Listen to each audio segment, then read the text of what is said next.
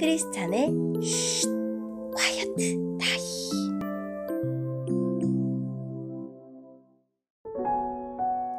샬롬, 크리스찬 성도님들 반갑습니다. 오늘의 본문은 레위기 22장 10절부터 33절까지의 말씀입니다. 본문의 제목은 흠없는 재물입니다. 본문을 읽기 전에 어떤 내용인지 요약본을 먼저 읽어드릴게요. 특별히 제사장의 몫으로 지정된 재물은 제사장과 그의 집안에 속한 사람만이 먹을 수 있었습니다. 거룩하신 하나님이 기쁘게 받으시는 재물은 어떠한 흠도 없는 온전한 수컷이어야 합니다. 오늘의 본문 10절입니다. 제사장 집안의 사람만이 거룩한 재물을 먹을 수 있다. 제사장의 집에 머무는 나그네나 품꾼은 그것을 먹지 마라. 그러나 제사장이 자기 돈으로 산 종은 그 거룩한 음식을 먹을 수 있다. 그리고 제사장의 집에서 태어난 종도 제사장의 음식을 먹을 수 있다. 제사장의 딸은 제사장이 아닌 사람과 결혼했을 경우 거룩한 음식을 먹을 수 없다. 제사장의 딸이 자식을 낳지 못했는데 과부가 되었거나 이혼을 해서 자기 아버지의 집으로 돌아와서 시집가기 전처럼 살면 그 딸은 아버지의 음식을 먹을 수 있다. 그러나 제사장의 집안 사람이 아니면 그 음식을 먹을 수 없다. 실수로 거룩한 재물을 먹은 사람은 제사장에게 그 거룩한 음식값을 갚아라. 그는 음식값의 5분의 1을 보태서 갚아라.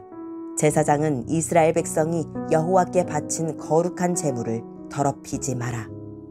만약 제사장이 제사장이 아닌 사람에게 그 음식을 먹게 하면 그 사람은 그 음식을 먹음으로써 죄를 짓게 된다. 나는 그 음식을 거룩하게 한 여호와이다. 여호와께서 모세에게 말씀하셨습니다. 아론과 그의 아들들과 모든 이스라엘 백성에게 전하여라.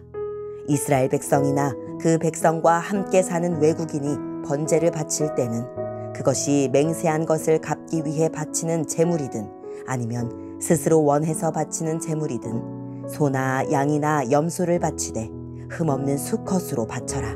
그래야 여호와께서 너희를 기뻐하실 것이다. 흠이 있는 것을 바치지 마라. 여호와께서 너희를 기뻐하지 않으실 것이다.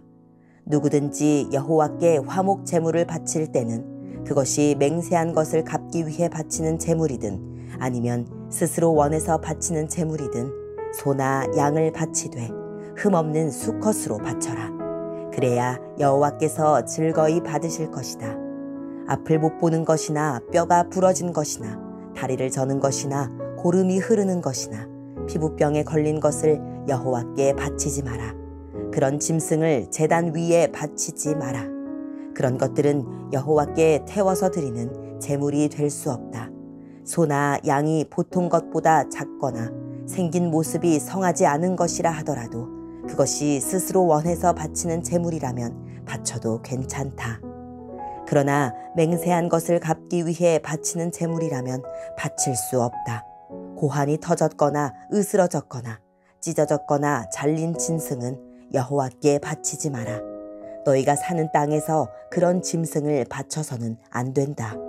그런 짐승을 외국인에게 받아서 여호와께 제물로 바쳐서도 안 된다.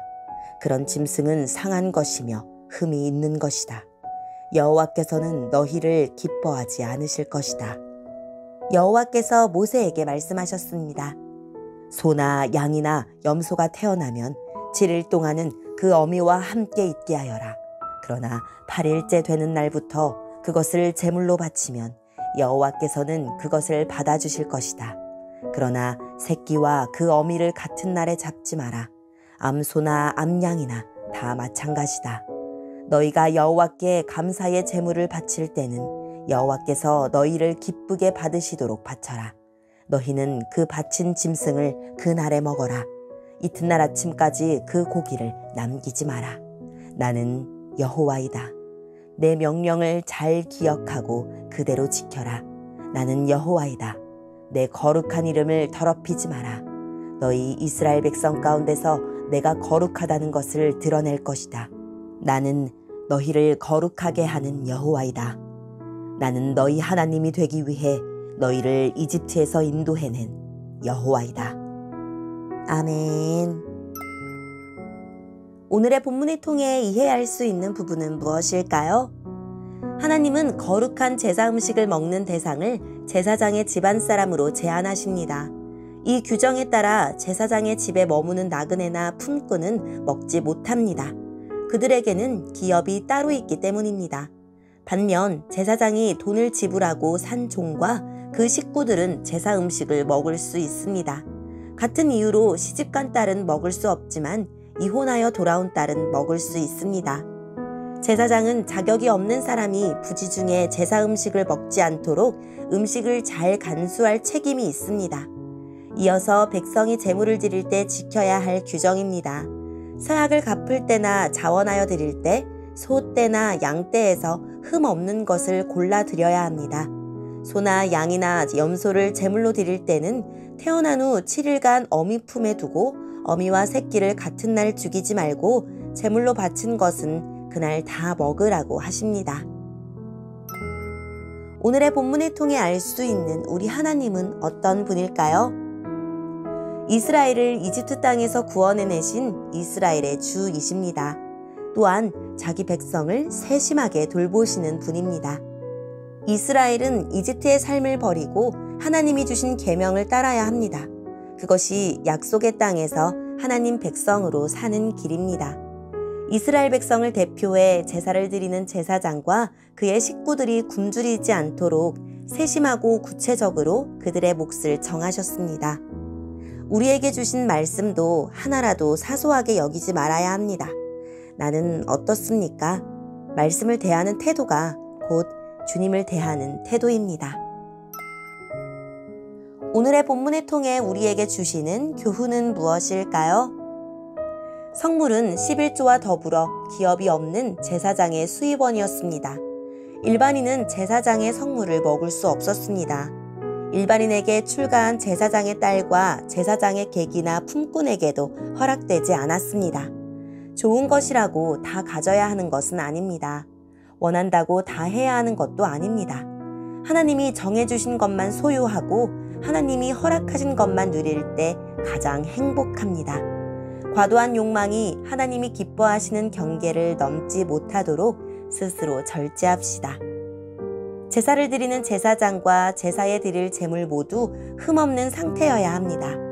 거룩함의 의미를 체득해 나가는 이스라엘 백성에게 눈에 보이는 육신의 온전함을 요구하심으로 그들이 지켜야 할 성결을 강조하신 것입니다. 제사 드리는 중에 백성들이 목격한 온전함의 요구를 고스란히 마음과 삶에 담도록 하신 것입니다. 우리는 흠없는 제사장이시자 흠없는 제물이신 예수님을 통해 거룩한 하나님의 백성으로 온전해질 수 있습니다. 나를 하나님께 드리기에 온전치 못한 존재가 되게 하는 흠이 있다면 어서 돌이켜 바로 잡읍시다. 오늘의 본문을 통해 각자에게 주시는 성령 하나님의 음성에 귀를 기울이며 살아계신 하나님, 하나님께서 허락하신 것만 누리고 하나님께서 기뻐하시는 것을 드리며 하나님의 거룩함을 담게 해주세요 라고 기도하고 오늘도 말씀을 붙들고 승리하는 하루를 살아냅시다. 여기까지 크리스찬의 quiet time 이었습니다.